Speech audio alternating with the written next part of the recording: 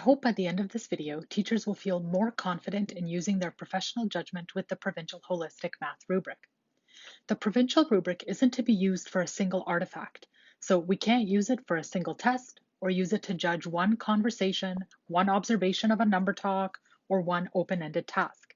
Hence the word holistic. Individual assessment artifacts would have success criteria and/or I can statements shared with students.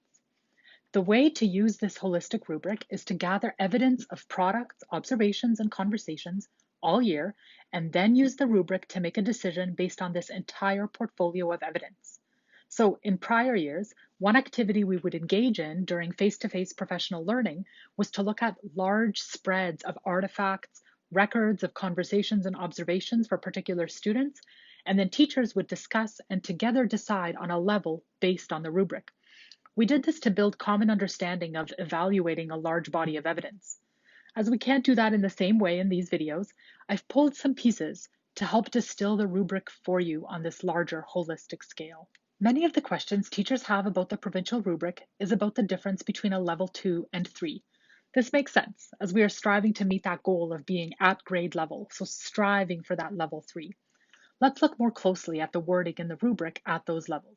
Some key phrases here are developing the ability versus independently using or demonstrating.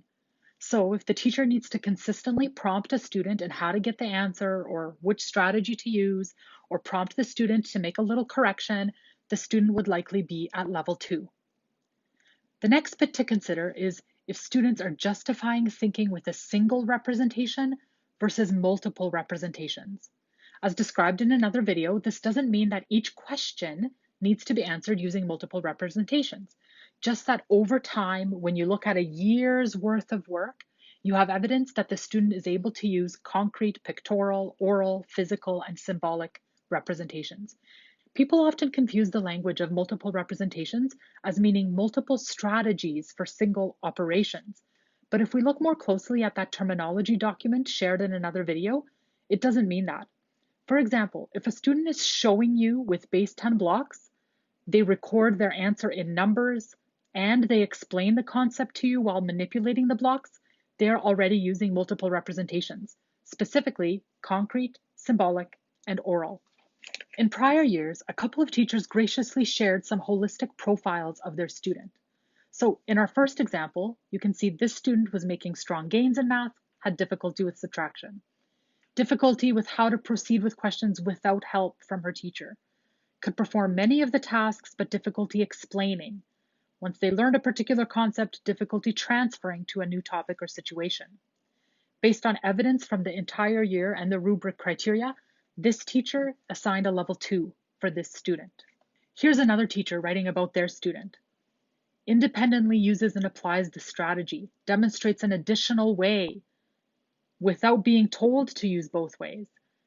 This teacher recognizes that although this student is a relatively new EAL student and his explanation is a bit confusing, paper and pencil is where he can showcase what he knows. This student makes connections across math concepts. Again, she gave a very specific example as she had collected evidence of this student's thinking, collected evidence of a conversation that they had, and based on this rubric criteria, this teacher assigned a level 4 to this student. So this is what I'm trying to get at here. Using the rubric is a holistic endeavor. It's not meant for one single task. You need a portfolio of evidence, products and artifacts, and records of conversations and observations. One last critical piece. In the rich conversations that we were able to have with the previous grade 2, 5, and 8 cohorts, the teachers reflected on the importance of selecting tasks and learning activities that allowed their students the opportunity to show understanding as described in the rubric. For example, incorporating number talks into their classes so students can develop flexibility and efficiency, not just accuracy. The teachers discuss the importance of giving their students the chance to use multiple representations, to practice precise math language, to engage in new contexts and complex math problems. These are familiar expectations that are outlined in our Saskatchewan math curriculum and assessed in this rubric for number strand.